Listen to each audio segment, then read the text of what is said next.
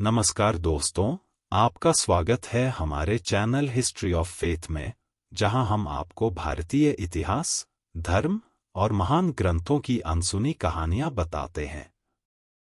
आज हम बात करेंगे महर्षि वेदव्यास की, जिन्होंने महाभारत जैसे महाकाव्य की रचना की और वेदों का संकलन किया।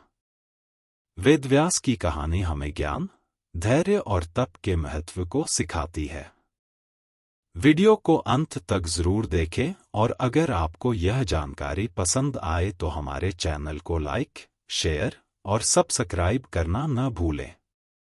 तो चलिए शुरू करते हैं। महर्षि वेदव्यास, जिन्हें कृष्ण द्वैपायन वेदव्यास भी कहा जाता है, एक महान ऋषि थे जिन्होंने भारतीय धर्म, दर्शन और साहित्य को समृद्ध किया। उनके माता पिता महर्षि पराशर और सत्यवती थे। उनका जन्म यमुना नदी के एक द्वीप पर हुआ था, इसलिए उनका नाम द्वैपायन पड़ा। वेदव्यास ने अपनी शिक्षा अपने पिता के संरक्षण में प्राप्त की और युवा अवस्था में ही उन्होंने वेदों और शास्त्रों का गहन अध्ययन कर लिया। महर्षि वेदव्यास ने महाभारत की रचना की, जो दुनिया का सबसे बड़ा महाकाव्य है।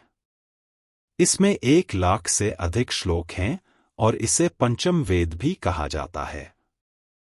इस महाकाव्य में कौरवों और पांडवों के बीच का युद्ध, उनकी नैतिक और धार्मिक शिक्षाएं और मानव जीवन के विभिन्न पहलुओं का विस्तार से वर्णन किया गया है। महाभारत की रचना हिमालय के बद्रीनाथ क्षेत्र में की गई थी। ऐसा माना जाता है कि वेदव्यास ने भगवान गणेश को महाभारत लिखने के लिए कहा।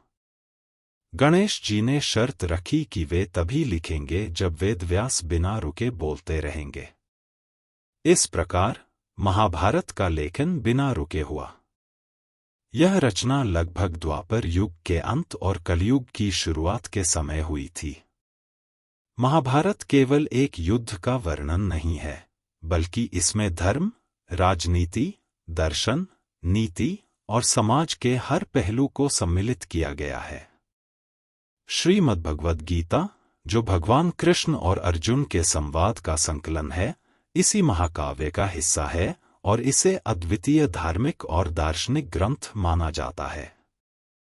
महर्षि वेदव्यास ने 4 वेदों ऋग्वेद, यजुर्वेद, सामवेद और अथर्ववेद का संकलन और विभाजन किया, जिससे उनका ज्ञान संरक्षित रह सके। उन्होंने 18 पुराणों की रचना की, जिनमें भागवत पुराण, विष्णु पुराण और शिव पुराण प्रमुख हैं। जैसा कि पहले बताया गया, उन्होंने महाभारत जैसे महाकाव्य की रचना की, जो आज भी धर्म और नीति का एक बड़ा स्रोत है। महर्षि वेदव्यास को हिंदू धर्म में चिरंजीवी माना जाता है, यानी वे अमर हैं। ऐसा माना जाता है कि वे वर्तमान काल में भी जीवित हैं और जब भी धर्म की आवश्यकता होगी, वे प्रकट होंगे। चिरंजीवी होने के नाते वेदव्यास का योगदान और उनका अस्तित्व हर युग मनी धर्म और सत्य के रक्षक के रूप में देखा जाता है। व्यास के जीवन में भगवान गणेश का बहुत महत्व है।